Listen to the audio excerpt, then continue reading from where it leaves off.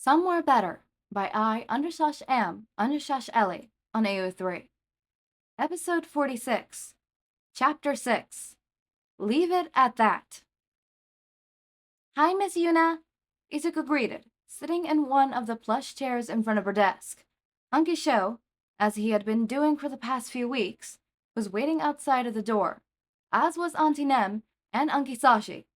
They hadn't had the time to drop off Unki Sashi at the apartment and take Abi Nemuri back to UA, so she could get her car and make it to Mr. Yuna's office on time. So Izuku's appointment had been made the priority. Izuku wasn't sure how Auntie Nem and Unki Sashi would feel about waiting outside for an hour straight. He knew that even Unki Sho had trouble sitting still for that long, but there wasn't anything he could do about it now. "Hello, Izuku," Miss Yuna said warmly. Her short black hair was pulled into a spiky ponytail on the back of her head, and her eyes were smudged with eyeliner. Her eyelids looked glittery. "Why do you look so fancy?" Izuku asked, pulling at his legs to sit crisscross on the chair. Unki Sashi didn't like it when he sat like this at home. At least, not with his shoes on, but Miss Yuna never seemed to mind. "I'm gonna go eat with my mom after work today," Miss Yuna responded, leaning back in her chair and smiling happily. "The one from China?" Izuku asked, eyes wide. China felt like a place that was really far away, and it didn't seem like anyone could make it all that way from China to Japan. But then, Denki had been born in America, and that was even further away. "I only have one mother, Izuku," Miss Yuna said with a laugh. Miss Yuna was a tiny woman with a soft voice, and her laugh sounded like twinkling bells. It made her seem more approachable, kinder, someone you could go to for a hug or a conversation or anything, really. But Izuku knew from experience how scary Miss Yuna could be. She scared Unki Sho every time she saw him. That was why he had been so quick to agree to sitting outside the room during Izuku's appointments in the first place. But yes, the one from China.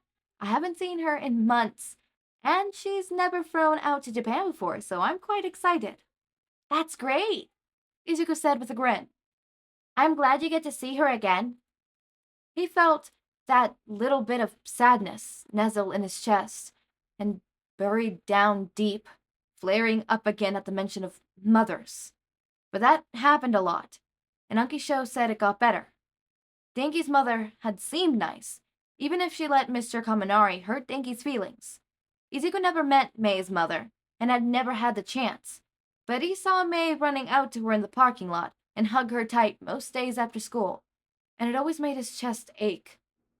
Ochako didn't live with her mother, didn't live with either of her parents, not anymore, but even her mentioning her mother brought down Izuku's spirits, and that made Izuku mad at himself because it was like he couldn't even look at his friends without feeling a bit jealous. The only one who never talked about their mother was Hitoshi, and Izuku had never seen her before, only Hitoshi's dad. Izuku didn't know the story there, and he doubted he ever would, but something told him he didn't quite want to know. "So," Miss Yoon said, pulling him out of his thoughts. "What happened today?" Izuku stared at her. "Come on, kid. I know something's bothering you. What happened?" Izuku frowned down at his shoes. "My friends didn't have a very good day today," he said. "And I didn't either." "Okay," Miss Yuna said. "Can you elaborate on that?" "The teacher thought Denki was cheating," Izuku began, "even though he wasn't cheating. And she made him, me, and Hitoshi go to the front office, since we sat right by him. And I told them the truth, that he wasn't cheating, and that I just helped him understand the problem better. And they still didn't believe me. And my uncles and my aunt had to come, and so did Denki's parents and Hitoshi's dad. And Denki's dad got really mad, and he said really mean things to Denki, so I yelled at him. And I still got in trouble with Unki Sho, even though I was trying to help Denki, and it's not fair. Even if Unki Sho is giving me extra dessert for defending him, it's not fair at all. And Ochako was having a bad day, and I was supposed to talk to her about it during recess, and then I had to go home, and today was stupid." Izuku's mouth closed with a loud click.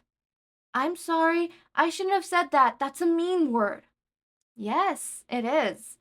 But I won't tell, Miss Yuna said, and Izuku wiped his eyes with the sleeve of his uniform. He always cried when he got angry or frustrated, and he was really frustrated. Ankisho said he and Ankisashi were really similar that way. Well, it seems like you've had quite the day. Izuku nodded, even though he didn't feel like that described the day well enough. It was like there was been too much of the day, too much at once, like it was too big or wide or fat and it was going to spill out into the rest of the week. The day wasn't even over yet. How about we start from the easier stuff and work our way up, okay? Miss Yuna suggested, and Izuku nodded. Okay. Ochako, you said she was having a bad day. What do you know about that? He wasn't sure how much he should share. Was it his place to share anything? Would Ochako mind? Probably not. Miss Yuna probably wouldn't meet Ochako anytime soon, if ever. Her parents are having money problems, like me and my unkies used to have. But Ankisho and Ankisashi started working at UA. She lives with her grandma because her mommy and dad want to get more money before she comes back to stay with them. And she loves her grandma, but she really misses her mommy and daddy, right?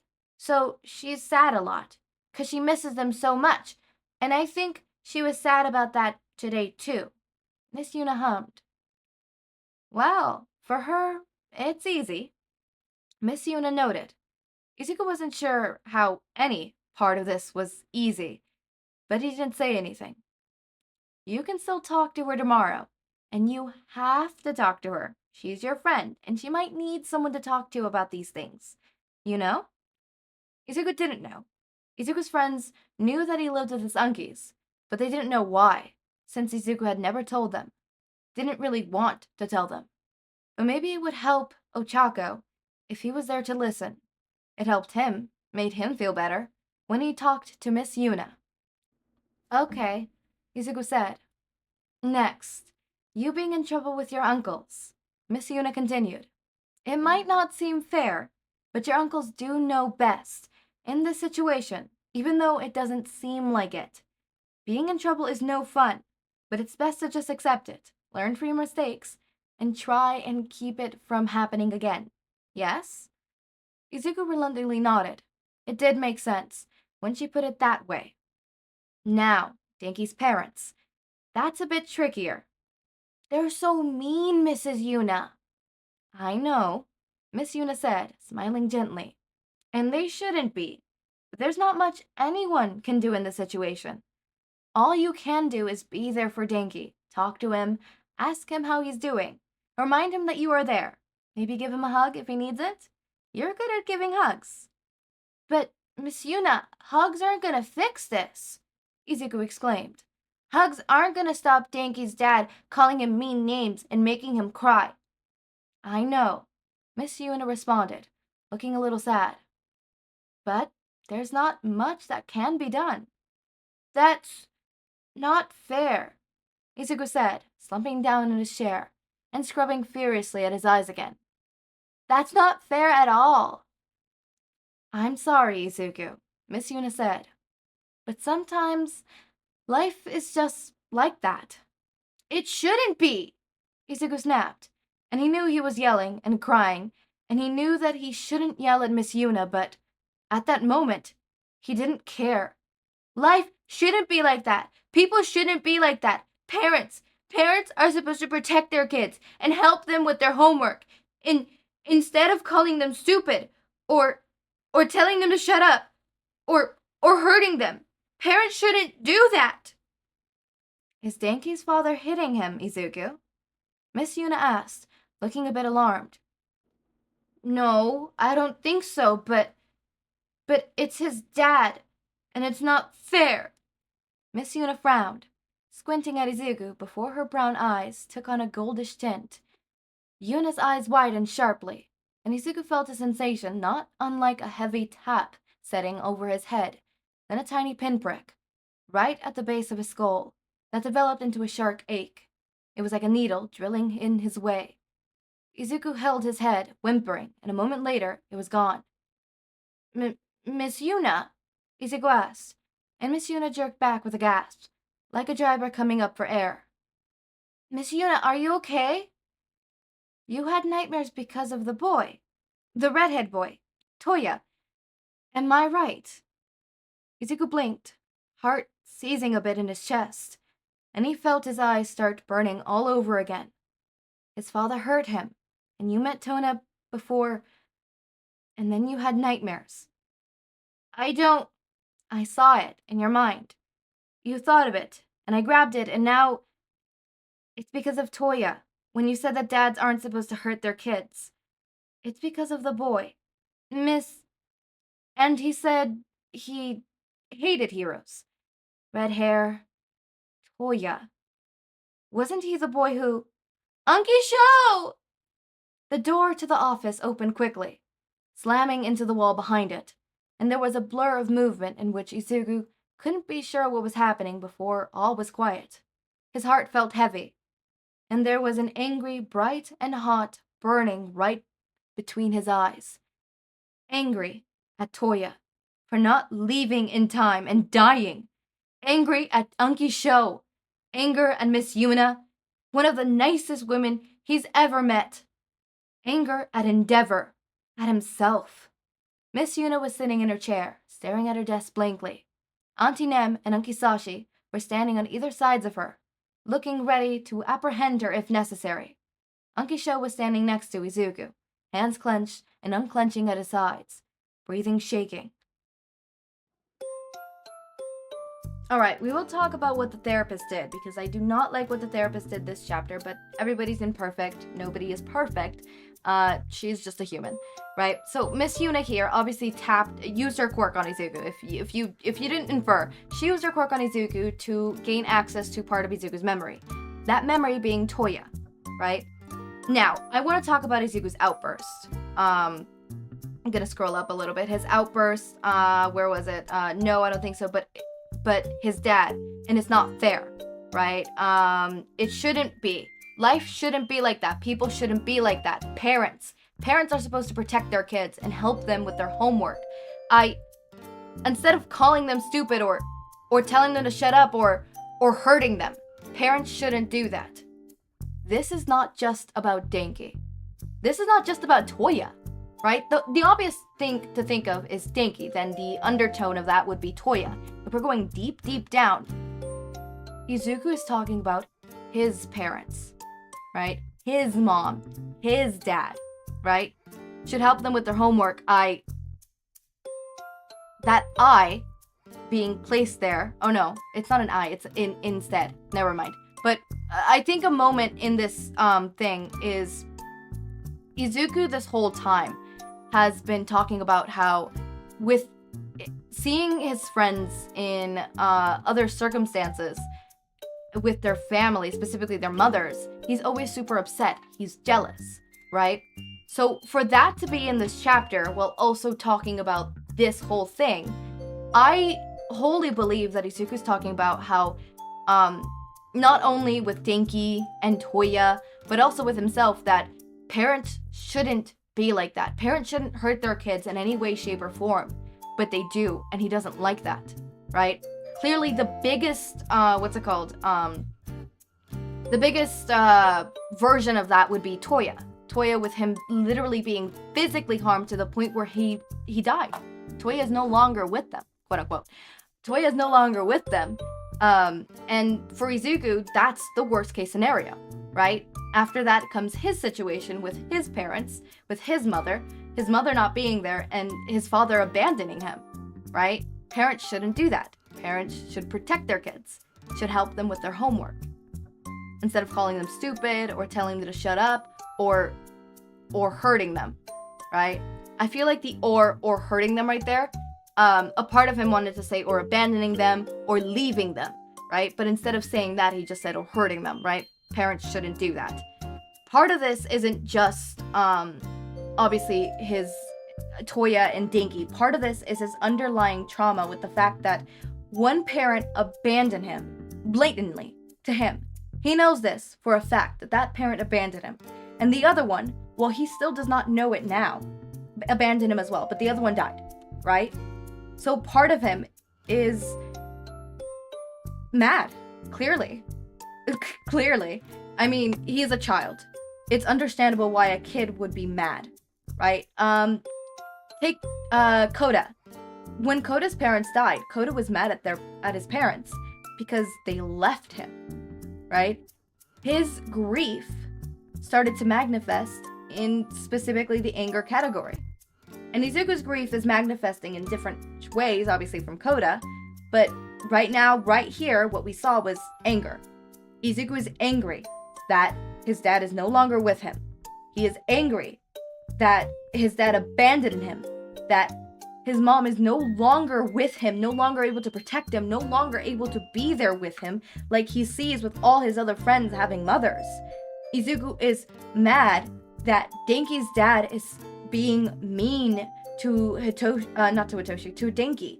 That he is literally telling Denki that stupid names and horrible things and hurting Denki. And Izuku is mad at Endeavor for being a shitty parent to Toya and leading Toya to literally die. And for a part of there, you can see that Izuku's even mad at Toya. Anger at Toya for not leaving in time and dying. That anger at Toya for dying is not completely directed at Toya. That it's manifesting as anger towards Toya for dying and not leaving is one thing. But the underlying base of that is Izuku being angry at his mother for dying and not being there with him. Right? And that's burning hot. That's, the end part, that at himself. That at himself part is, again, manifestation of his grief. Because the at himself is directed at himself because he couldn't stop Toya from leaving him that day and not seeking help, right? He couldn't stop, the situation with Unkisho and his leg. He couldn't stop the situation with Hizashi and his ears. He couldn't stop the situation with Endeavor. He couldn't stop the situation with so many other things. He couldn't save his mom, so therefore he is mad at himself. Because kids, when things are going wrong, when things are, bad, horrible, angsty, they seek to find a reason. And it's why a lot of the times kids who grew up in manipulative households seek that reason in themselves. Because that small little bit of control that they could grab, they grasp it. They grasp it. For kids who live under abusive households, it happens to be blaming themselves. For kids who have gone through so much horrible things throughout their life, parents dying, parents leaving, friends going through horrible situations, guardians going through horrible situations like Izuku, they start to blame themselves, thinking, I'm the trouble magnet. I'm the reason people around me, people who love me, people who I love, are getting hurt. I'm not doing enough to save them. Or I'm bringing this demise to them, right? You have all these contradictory emotions. And this chapter is a very interesting chapter. We're not done with the chapter. I still have more of the chapter, but for now, at this part, the actual therapist part is really interesting. We also, Miss Yuna fucked up by obviously using her quirk on Izuku without asking him first. It was kind of fucked, I will admit, especially because this is a topic that Izuku was not ready to talk about.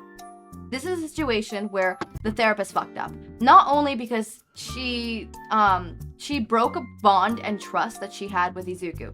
You just broke trust. Izuku's not going to trust you for a while, right? But also because Izuku clearly was not emotionally and physically ready to dive on the topic that is Toya. Because diving into the topic that is Toya dives into a whole deeper topic that is a lot of things, right? But Izuku was not ready to talk about Toya. She forced him to remember Toya, to talk about Toya. Izuku was not ready. A therapist's job is to notice their client and see, okay, I cannot talk about this because they're not ready for that conversation. They're not ready for that part, right? They're not ready for this. Izuku is a 5-6-year-old boy. He was not ready to talk about Toya and what Toya means, right? He was not ready for that. And obviously Miss Yuna pushed, and this is what happens. Izuku lashed out. Izuku's now angry at a lot of people, including Sho. And as I said, this is a tricky situation. Yuna is not a perfect being or perfect therapist. I know my therapist, Sosi, also makes some heavy mistakes. Like, I'm not gonna say it, but heavy mistakes. But yeah, as always, my raindrops, make sure to eat, sleep, drink water, take your meds. Have a wonderful day or night. Link to my Discord server and socials are down in the description. Subscribe to see more of my content, and thank you so much for watching.